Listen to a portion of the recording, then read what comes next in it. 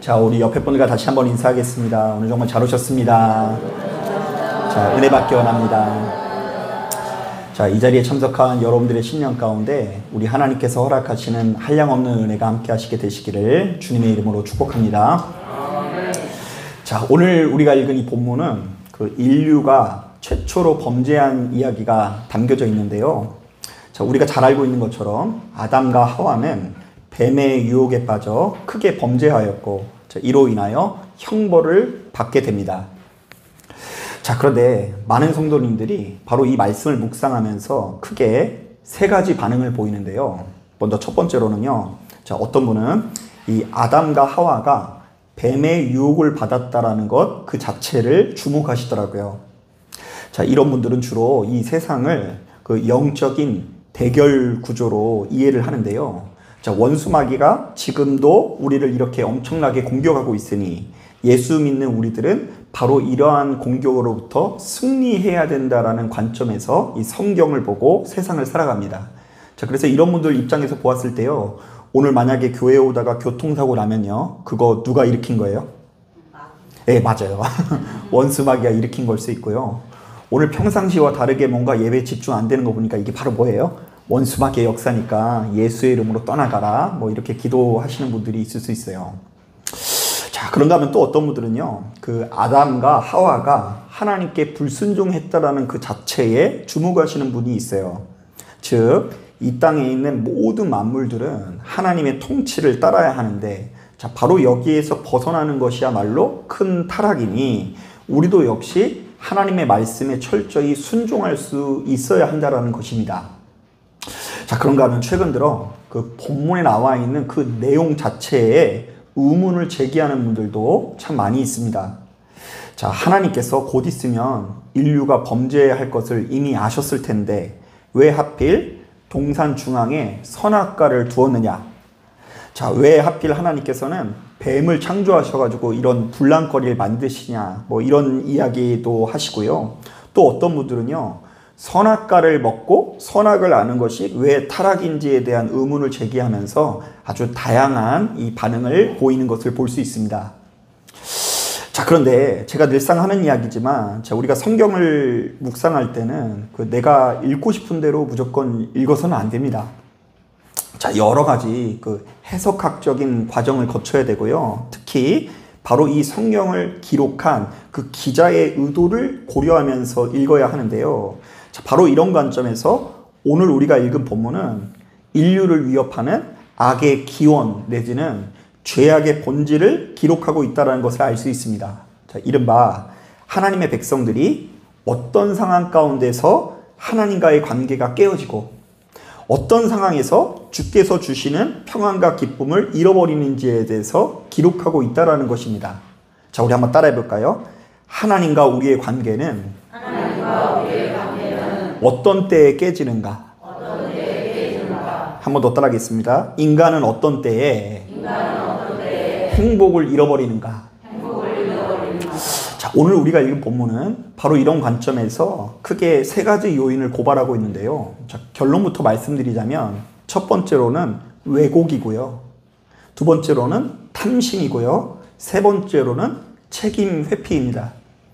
자, 그래서 사실은 이번 주에 이 세 가지 요인들을 다 살펴보려고 했는데 아무래도 시간이 너무 길어질 것 같아서 이제 앞으로 3주 동안 이 시리즈로 이 타락에 관한 말씀을 좀 전해보려고 합니다. 자, 아무쪼록 귀를 기울이시고 큰 은혜 받으시는 저와 여러분 되기를 주님의 이름으로 축복합니다. 자, 어쨌든 이번 시간에는요, 자, 우리 인간이 가진 첫 번째 본성인 왜곡의 본성을 좀 살펴보려고 하는데요. 자, 그러니까 우리가 하나님의 말씀을 말씀 그대로 보존하지 않고 왜곡할 때에 생명을 잃어버릴 수 있다라는 이야기를 하는 거예요. 자, 이게 도대체 무슨 말일까? 자, 먼저 우리 다 같이 2장 16절부터 17절 말씀 함께 읽어보도록 하겠습니다. 자, 2장 16절 17절 읽어봅니다. 시작.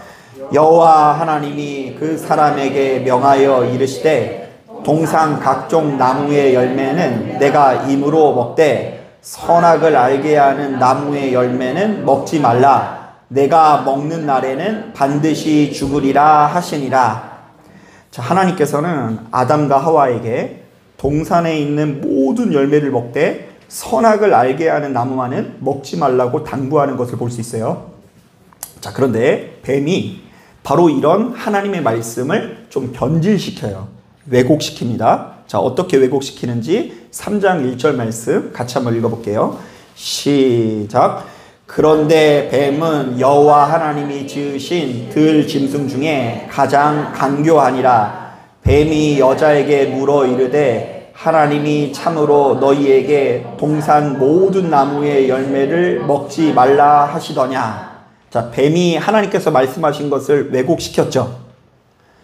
우리 하나님께서는 동산에 있는 모든 열매를 먹지 말라고 하신 적이 없어요. 그런데 뱀이 있지도 않은 이야기를 하면서 왜곡시키면서 이 하와에게 접근을 한 것입니다.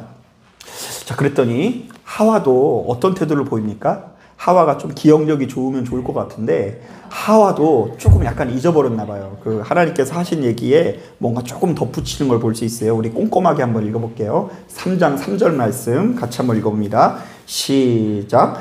동산 중앙에 있는 나무의 열매는 하나님의 말씀에 너희는 먹지도 말고 만지지도 말라. 너희가 죽을까 하노라 하셨느니라.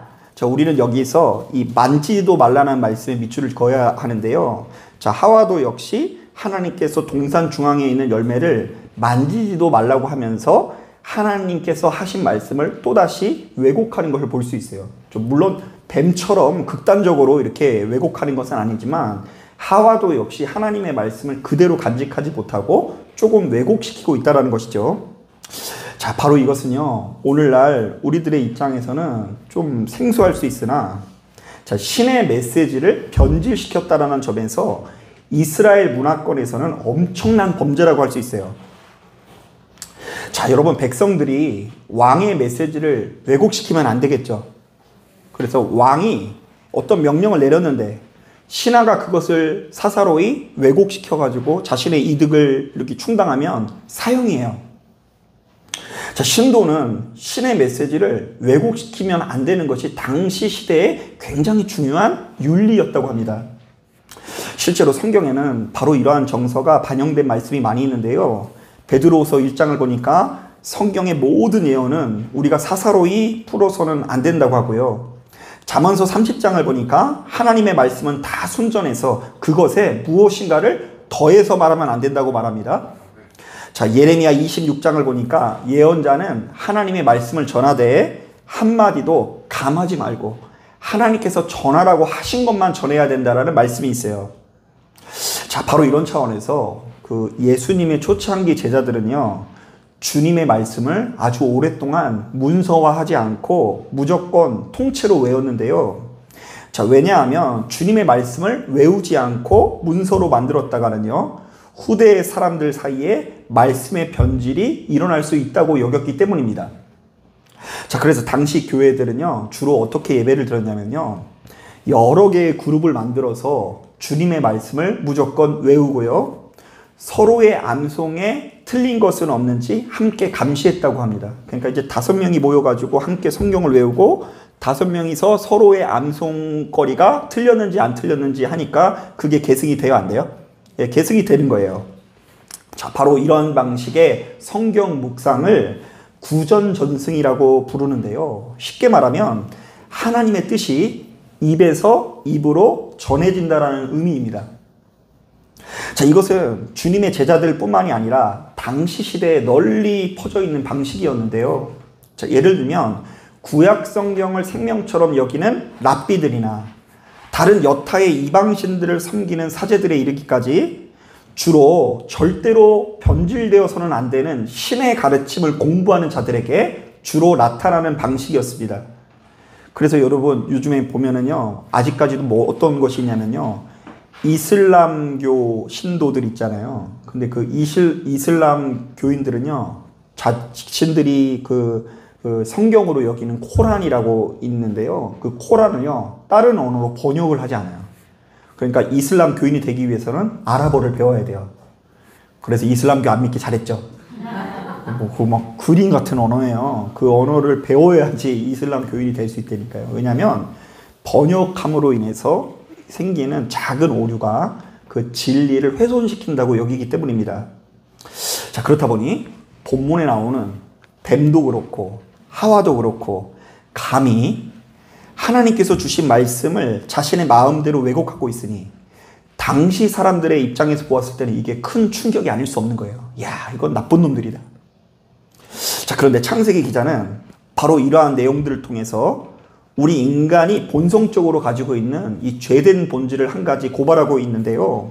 자, 인간은 필연적으로 너무나 불완전한 존재이기 때문에 절대로 틀리지 않는 예언이나 계시를 할 수 없다고 단언을 하는 것이고요.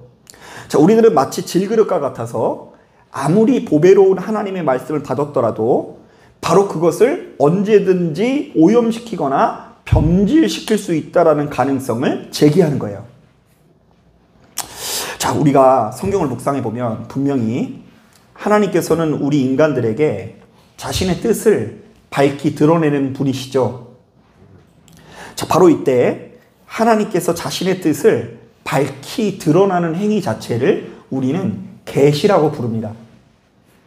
자, 그런데 신학적으로 볼 때 바로 이 계시는 크게 두 가지가 있는데요. 하나는 특별 계시고요. 또 하나는 일반 계시입니다. 자, 이때 특별 계시는 뭐 복잡하게 느껴질지 모르겠지만 하나님께서 사람에게 보여주시는 특별한 체험과 은사들을 말합니다. 자, 하나님께서 꿈을 통해서 우리에게 말씀하신다.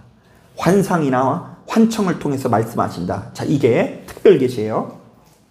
자, 일반 계시는 하나님의 말씀, 곧 성경을 말하는데요. 자, 여러분들은요, 생각해 볼 때 바로 이 두 가지 중에 어떤 것들이 더 권위 있는 것 같습니까? 보통 이 성경보다 누군가에게서 전해진 계시가 훨씬 더 권위 있게 느껴지지 않습니까? 아니, 그게 훨씬 더 재미있게 느껴지는 것이 사실이에요. 그래서 이제 제가 여러분들에게 계시를 막 한다고 생각을 해보세요. 아이고 집사님, 제가 어제 기도해 보니까 하나님께서 동쪽으로 가라고 말씀하십니다. 그러면요, 여러분, 어떤 말씀을 제가 막 성경을 풀어서 얘기하는 것보다요, 야, 동쪽에 가면 무슨 일이 있을까 하면서 설레는 마음으로 가는데 거기에 5,000원이 떨어져 있어요. 야, 그러면 할렐루야한 거예요. 그 어디나 하늘나라. 자, 우리는 이제 어떤 정서가 있냐면요, 가만히 앉아서 성경 읽는 것은 공부하는 것이고 지식적인 것이기 때문에 재미가 없어요. 그래서 뭐 교육하자 그러면 벌써 하는 반응이 어떤 반응이냐면요, 막 이렇게 얘기를 해요. 막 그만 얘기하라는 거예요. 공부하기 싫다는 거예요. 자, 영적인 일이라 모름지기 특별한 환상이나 환청을 보는 것으로 이해하고요. 그렇다 보니 그 소수의 어떤 영적인 능력자가 무엇인가를 받아서 전해주는 것이 우리가 생각하는 계시예요. 하지만 이 세상의 그 어떤 특별한 계시도 하나님의 말씀, 즉 성경보다 더 큰 권위를 가질 수는 없는데요. 왜냐하면 우리 인간의 지성과 경험은 한정적이어서 항시 실수할 가능성이 도사리고 있기 때문입니다. 쉽게 말하면 우리 인간은 분명히 하나님의 뜻을 헤아릴 수 있는 권세가 능력이 있긴 하지만 하나님의 뜻이 아닌 것을 얼마든지 하나님의 뜻으로 오해할 가능성이 있다는 것입니다. 자, 그래서 우리들은 나의 판단과 생각을 하나님의 뜻으로 얼마든지 오해할 수 있고요. 심지어 사단의 유혹에 넘어갈 수도 있는 것입니다. 실제로 우리 주변에 보면요, 잘 보세요. 어렵지 않게 찾아볼 수 있는데요. 자신이 계시를 받았다면서 허튼 소리 하는 분들 참 많이 있잖아요. 그죠? 쉽사리 자기 자신을 뭐 재림 예수라고 주장을 하기도 하고, 윤리적으로 크게 잘못된 요구를 하면서 바로 그것을 하나님의 뜻으로 포장하는 경우가 있어요. 뭐 어디 보니까 뭐 하나님이 자살하라 그랬대요. 그래서 단체로 막 30명 이상의 사람이 그냥 생매장을 당해가지고 그냥 죽어 있는데 그게 어떻게 하나님의 뜻일 수 있어요? 자, 솔직히 말하면 저도 역시 이 목회를 시작할 초창기에는 그런 실수를 진짜 많이 했어요. 자, 제가 기도해서 조언해 준 내용이 딱 맞아 떨어질 때도 있지만 그렇지 않을 때도 생기더라고요. 아이고 집사님, 오른쪽으로 가시면 복을 받습니다 했는데요, 그렇지 않을 때가 있었고요. 도리어 왼쪽으로 가는 편이 훨씬 더 좋은 선택일 경우도 있더라고요. 자, 자, 그래서일까요? 사도 바울은요, 항시 분별에 관한 말씀을 전하는데요. 누군가 방언을 하면 두세 사람이 함께 모여서 그 방언이 올바른 방언인지를 분별하라고 하고요. 누군가 예언을 해도 두세 사람이 모여서 그 예언이 올바른 예언인지를 분별하라고 말합니다. 자, 요한일서 4장을 보면 또 이런 말씀이 있어요. 사랑하는 자들아, 영을 다 믿지 말고 오직 영들이 하나님께 속하였나 분별하라. 많은 거짓 선지자가 세상에 나왔습니다. 자, 사랑하는 여러분, 100번 양보해서 누군가 대단한 능력이 있어서 엄청난 계시를 받았다 칩시다. 그런데 그 계시가 하나님께서 주신 계시인지 어떻게 합니까? 자, 여러분들이 지금 엄청난 능력 가운데 꿈과 환상을 보았다 칩시다. 그런데 그것이 진짜 하나님께서 주신 계시인지 어떻게 아냐고요? 그 계시를 한 사람에 대한 믿음이 거의 하나님급으로 있어야지 내가 완전히 순종할 수 있는 거 아니겠습니까? 제가 계시를 하기를 여러분 전 재산을 바치십시오. 이거 어떻게 순종해요? 제가 하나님이라고 하는 믿음을 가지고 있어야지 순종할 수 있는 거예요. 자, 그러나 분명히 말하지만 이 세상을 살아가는 그 누가 됐든 우리 인간은 불완전하기 때문에 이 땅에 전해진 모든 특별한 계시는 모조리 불완전하다라는 것을 인정할 때에 우리가 잘못된 길로 나아가지 않는 거예요. 그게 우상을 숭배하는 거예요. 다른 게 우상 숭배하는 게 아니라 오직 하나님이어야 되는데, 오로지 하나님이 최고여야 되는데 하나님 아닌 것에, 다른 것에 마음을 뺏기고 하나님 아는 것에 치우치는 것 자체가 우상을 숭배하는 행위가 될 수 있는 것입니다. 자, 말씀을 준비하다 보니 생각나는 이야기들이 참 많이 있습니다. 그 어떤 집사님께서 그 부흥 강사 목사님의 말씀에 순종해서 자신의 남편 사진을 성경 가장 안쪽에 붙여놓고 새벽마다 붙들고 기도하셨다고 합니다. 야, 그 남편이 그렇게 하면 변화될 수 있다라는 바람을 가지고 기도를 시작하신 거예요. 자, 대단하죠? 자, 그런데 놀라운 일이 벌어졌습니다. 그 섬기는 교회의 담임 목사님께서 이 집사님의 기도 소리를 듣더니 이 집사님의 심령에 지금 분노가 너무 많으니 그것을 먼저 다스리라고 권면을 하십니다. 자, 그러자 이 집사님께서 소스라치게 놀랐어요. 목사님이 너무 쪽지게 같은 거예요. 자기는 분명히 방언으로 기도했는데 그 기도 내용을 이 목사님이 어떻게 알고 있을까? 야, 진짜 하나님께서 살아계신 것 같다라는 그런 생각을 갖게 됩니다. 자, 그런데 놀라운 것은 다음날 또 일어났어요. 교회 안에서 기도를 제일 많이 하시는 권사님께서도 이 집사님의 기도를 듣더니 똑같은 말씀을 전해주시는 거예요. 지금 집사님의 심령에 분노가 너무 많으니 그것을 먼저 다스리라고 권면합니다. 야, 자신은 분명히 방언으로 기도했는데 이것을 어떻게 알고 이런 조언을 할까? 이 교회는 신령한 사람들만 모인 것일까? 자, 너무나 놀라운 마음에 주변 사람들에게 물어보았더니 이 집사님께서는 비록 방언으로 기도를 하고 있지만 누가 보더라도 화를 내는 것처럼 보였답니다. 남편 얼굴을 집에서만 봐도 열받았는데 그게 어디 피니까 나와 있어요.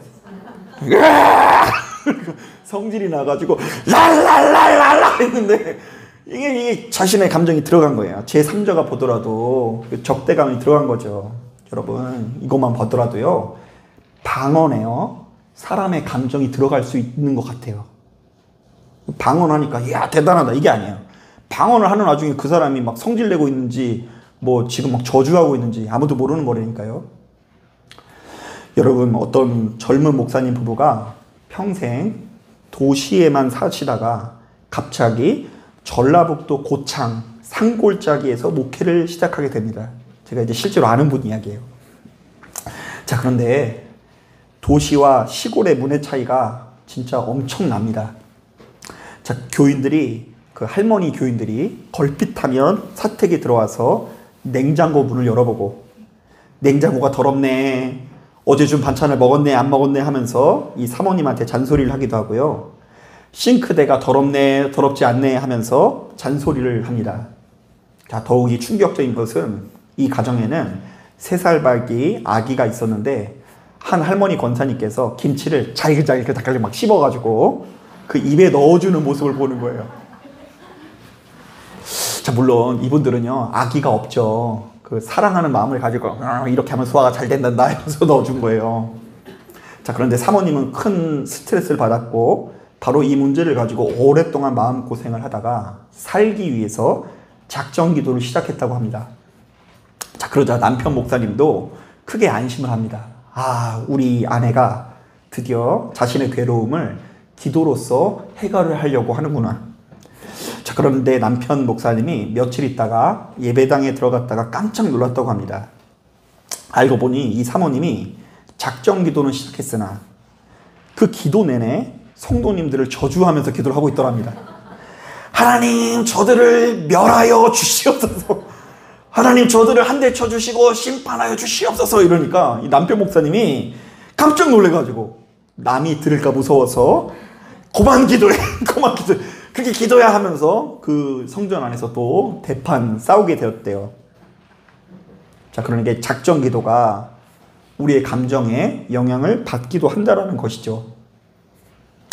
가만히 보면 우리들은 내가 기도하고 있다라는 것, 그것도 길게 기도하고 있다라는 것, 방언으로 기도했다라는 것에, 새벽마다 기도한다라는 것에, 밤새도록 기도한다는 것에 굉장히 큰 의미를 부여합니다.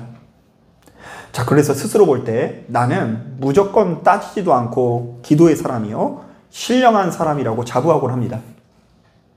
자, 그렇다 보니 이런 내 자신의 입에서 나오는 것은 모조리 다 하나님의 말씀이고, 설령 내가 화를 내도 이것은 화가 아니라 하나님께서 시키신 거다, 뭐 이렇게 주장하시는 분이 많이 있습니다.